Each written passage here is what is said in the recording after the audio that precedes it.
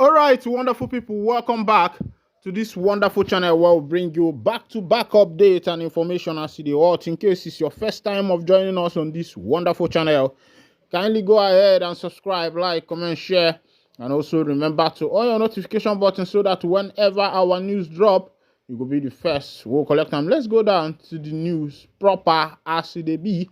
IPOB warns Tinubu's government of harsh consequences over Nnamdi Kanu'S deteriorating health. According to the IPOB spokesperson, these people should know the consequences of any harm befalling Nnamdi Kanu while in the detention center.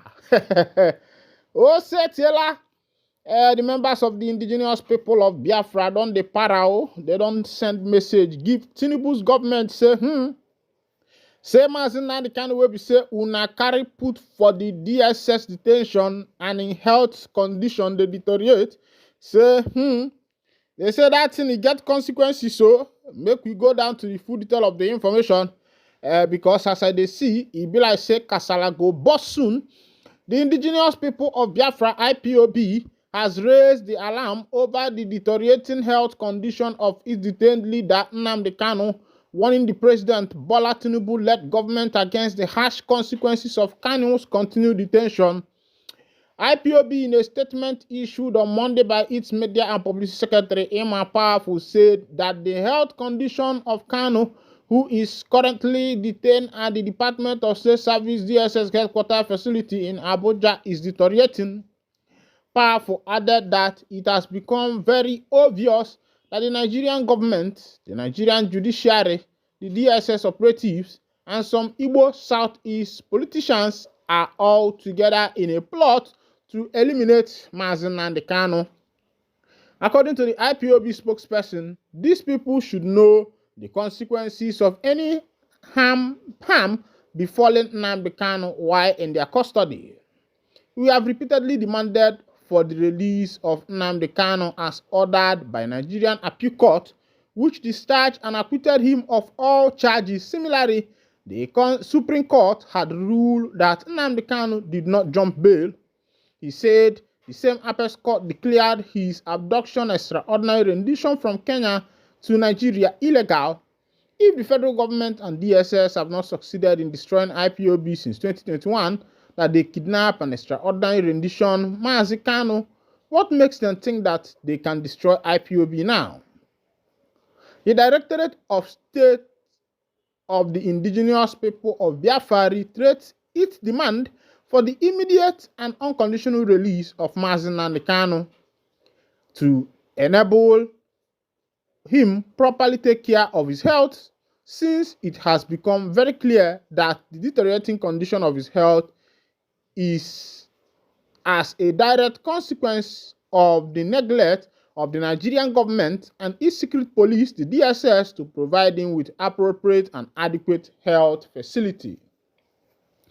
The Nigerian judiciary should not dance to the tune of the lawless executive branch of government of the zoo called Nigeria and its DSS by colluding to violate the rights and the freedom of our leader, Mazi Nnamdi Kanu. The Directorate of State is calling on the international community, the United Nations, Human Rights Council, the African Union, Amnesty International, Intercessory Human Rights Watch, and all lovers of freedom to compel the Nigerian government to release Mazi Nnamdi Kanu from illegal detention so that his health condition does not further deteriorate. Powerful question: why keep an innocent man in solitary confinement to suffer for no reason, even after the court have declared his detention as illegal and abuse and violation of his fundamental human rights? According to him, Nnamdi Kanu's only crime is championing the Biafra self-determination struggle, which complies with the United Nations Convention and African Charter on People's Rights. IPOB is assuring the Nigerian government and all other interested parties that the struggle for the freedom of the Biafran people, our nation, is unstoppable. It don't shele as it be. This one is coming from the members of the IPOB. IPOB at last have decided to rise up of course, you know that there was a lot of criticism that went on the part of what is his name, Simon Ekpa, who has been championing the cause of the indigenous people of Biafra. When Ekpa started doing some things, fighting harder, a lot of people conspired against him, even with the issue of insecurity and the rest of them, which was labeled against him. There was also a move for arrest, which happened, but these people never knew that Finland is not like Nigeria, where there are a lot of lawlessness. In the UK, even though there are some loopholes, but we know the law to be very tight in Europe. After he was arrested, he was also released. And yesterday, the group called Masob, that is headed by Owazurike, marked their 25 years as a freedom fighting organization. I will just call them organization because whatever they are doing there is what I don't even understand. Some of them now, the members of Masob, you can even hire them as a security for your gate. You can hire them as a security, as a vigilante group, and the rest of them. It has just become a legalized group in Nigeria that is functioning with today's government. Every of the day's government is functioning hand in hand with Masob. Meanwhile, on the part of Mazi Nnamdi Kanu, from the information we have been hearing so far, is that the man is seriously down.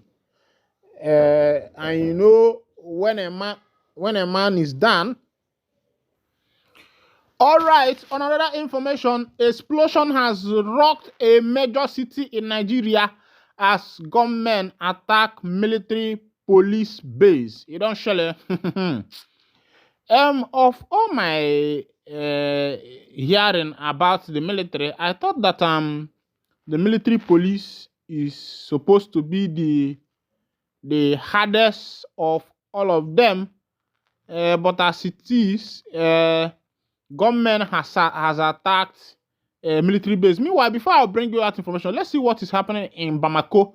They say government attacked a military police base early Tuesday in Malian capital Bamako, where gunfire and explosions were heard and the airport was closed. Sources witnessed and an AFP correspondent said this morning armed men attacked at least one military police base in Bamako. They have not been formally identified, a police source told AFP on condition of anonymity. Volleys of gunfire interspersed with explosion began at around 5 a.m. and black smoke could be seen rising from an area near the airport. Bamako Airport is temporarily closed due to events, and airport officials said without saying how long the closure would last. A witness said he and other worshippers were stuck in a mosque near the area during early morning prayers. The French high school Liberty announced it would remain closed due to external events and staff at the United Nations mission in Mali.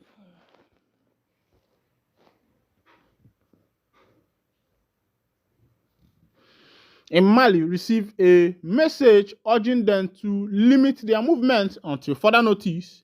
Mali has been ruled by a military junta since back-to-back coups in 2020 and 2021. A number of armed rebel groups are active in the West Africa country, including separatists and jihadists linked to Al-Qaeda and the Islamic State group, but until now, the capital has been spared. After the Malian coup, military juntas also seized power in neighboring Burkina Faso and Niger. Under junta-led Council Assimi Goïta, Mali broke a long-standing alliance with European partners and former colonial power France, turning instead to Russia and East Wenja mercenary group for support. The military leaders have pledged to regain control of the entire country. Their offensive against rebels in the north has given rise to numerous allegations that the army and the Russian allies have committed abuses against civilians since 2022.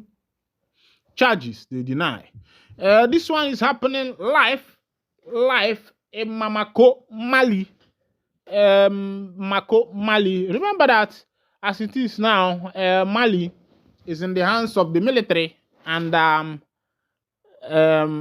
military took over.